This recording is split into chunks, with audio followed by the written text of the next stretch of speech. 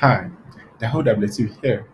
This video gives a walkthrough of the concept of YOLO and the implementation of YOLO for object detection in self-driving cars. So let's get started. Many of the concepts and the ideas used in this video are described in the two YOLO papers, the Redmond et al. 2016 and Redmond and Ferrari 2016. This cell imports the libraries and the packages that we're using for this project, the matplot library, the pandas, the Kera, and the TensorFlow, and all others.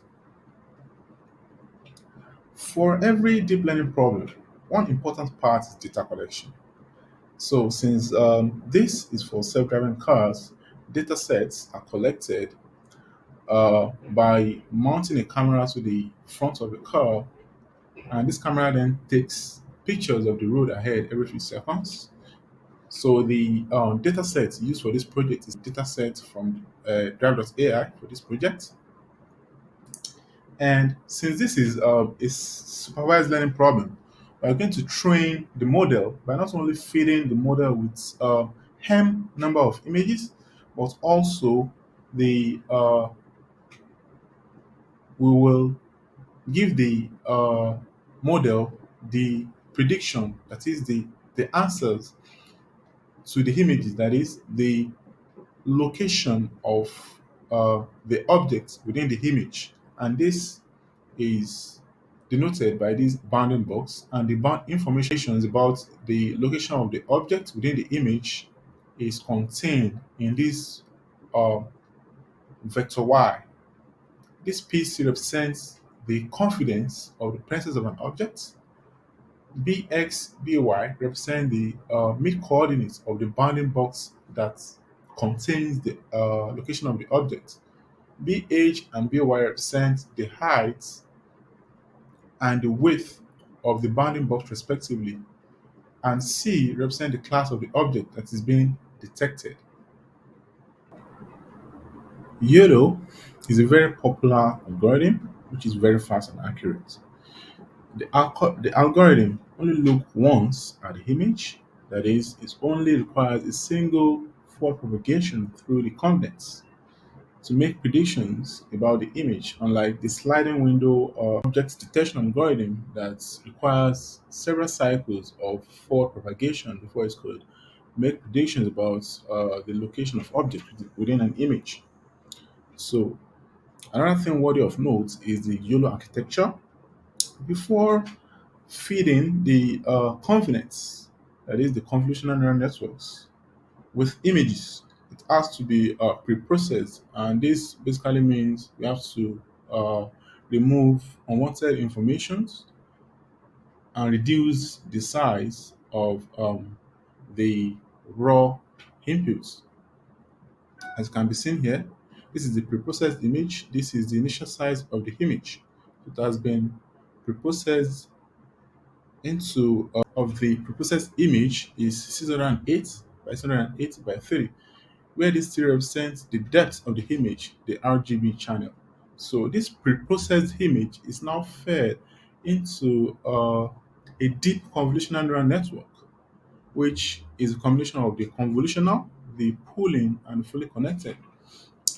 So this deep convex has a reduction factor of 32, that is, it reduces the size of the projected image from 608 by 608 to a 19 by 19 encode. So the output of the preprocessed image is referred to as the encoding, which is represented this by this. So it's the hem is the number of images, the number of data sets. The 19 by 19 represents the size of the output image that has been resized from the present image. 5 represents the number of anchor boxes, and 85 represents informations about the location of the objects within the image for each anchor box. So each of the anchor boxes, box 1, has information about the confidence or the presence of an object, as explained earlier. BXB represents the mid coordinates, BHBY represents the height and width, and 80 and 80 classes probability represents uh, in case we are dealing with a multi-class problem where we're not only talking about cars, we are talking about pedestrians, bicycles, and all others. So we can have as many as possible of that, 80 of them here. So, so the encoding is a four-dimensional tensor. The first two dimensions represents the number of grid boxes, which is basically the size of the preprocessed image. Uh, the third and the fourth dimensions represent the number of alcohol boxes and the class, right? So the last two dimensions of the encoding are then flattened into a three-dimensional tensor, and each anchor boxes contains three informations. The first is the confidence of the presence of an object, also information about the dimensions of the bounding box, and also information about the class of the objects being detected. Next is the computation of the probability score, which is an element-wise product between the probability of the presence of an object and the probability that the object is a certain class. So the maximum score. So in Python, this PC, that represents the probability of the presence of an object, is broadcasted across all the classes.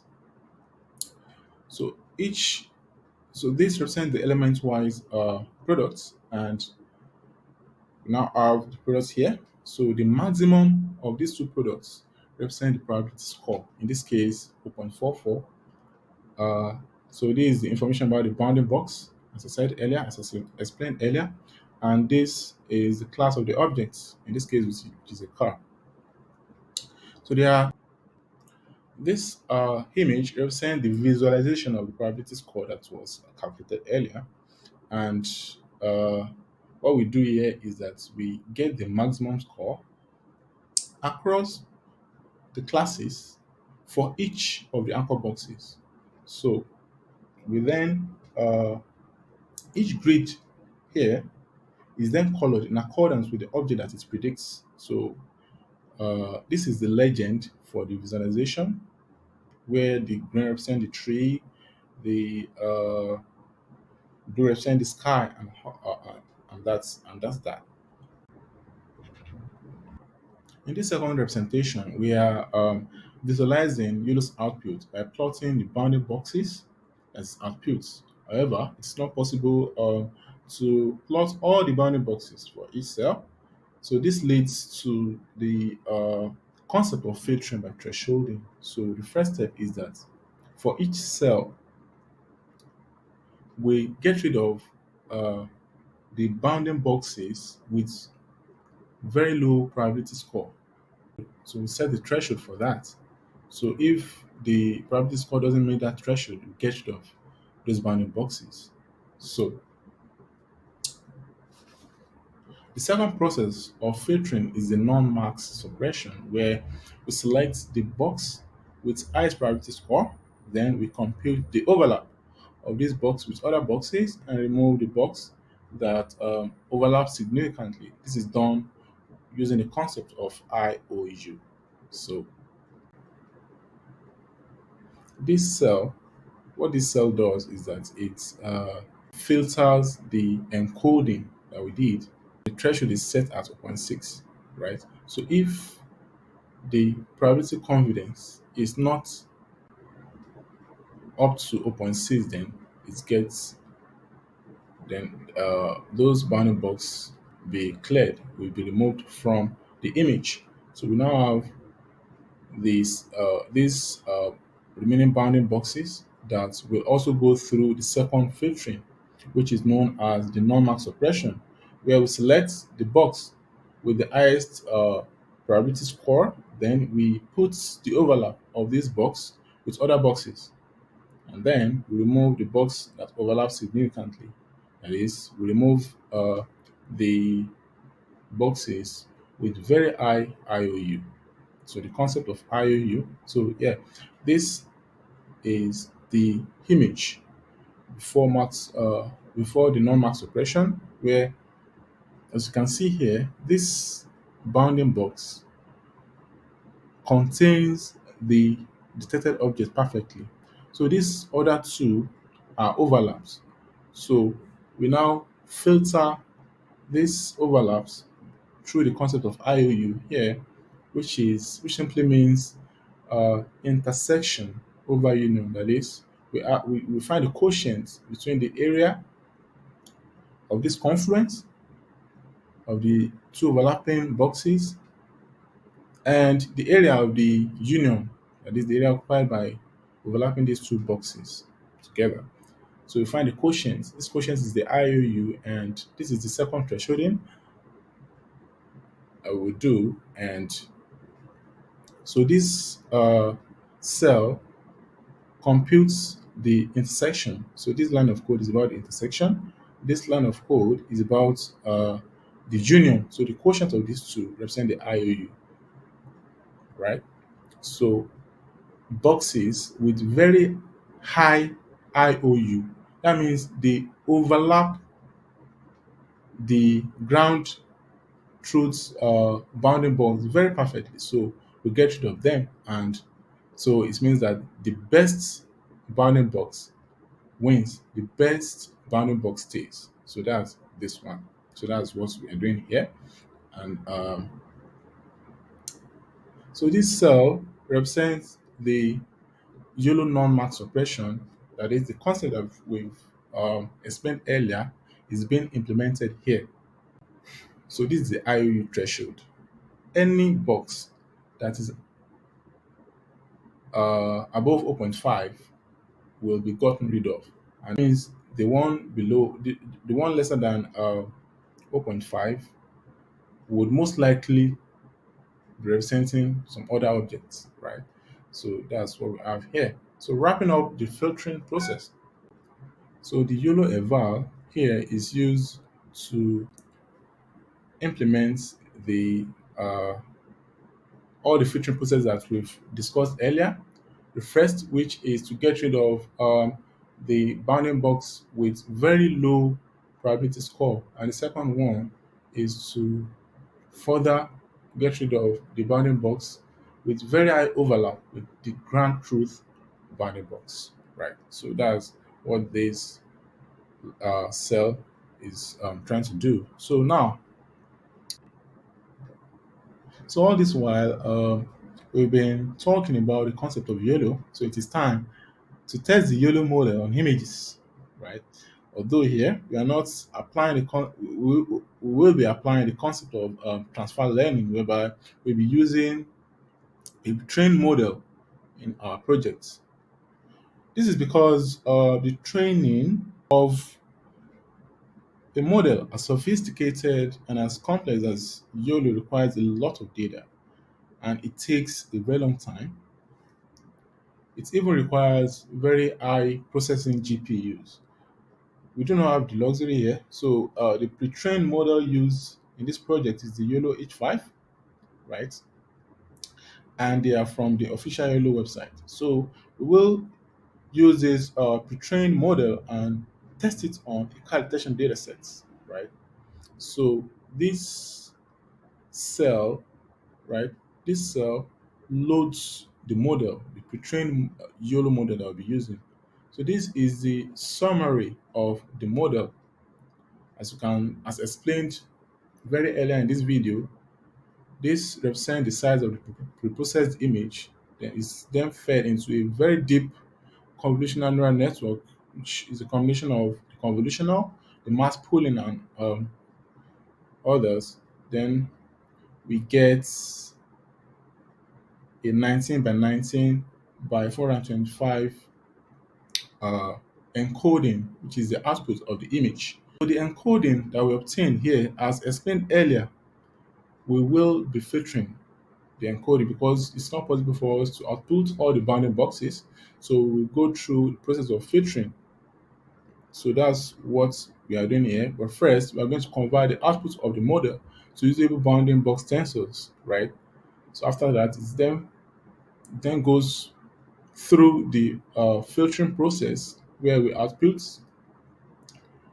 only the bounding boxes with very high probability score, and after that, it goes through the process of the non-mark suppression by applying the concept of IOU. So that's what this does. So after that, we will run the graph on an image. So that's what this cell is all about. We'll be plotting the bounding box around the the object in the image. So this is what we have here. So it found one box around this truck, and the probability score of this is 0.72, 713 and 275%. The main coordinates of this bounding box, 186 and 386, represents the width and the height of the bounding box respectively. So this brings us to the end of this uh, object detection for self-driving cars. And this concept can also be applied to other areas of transport system, such as pavement distress classification, traffic anomaly detection, predicting box delays, and other applications as well. So it is a very powerful model, and I'm glad I'm able to use it to for object detection in self-driving cars. So that'll be all for now.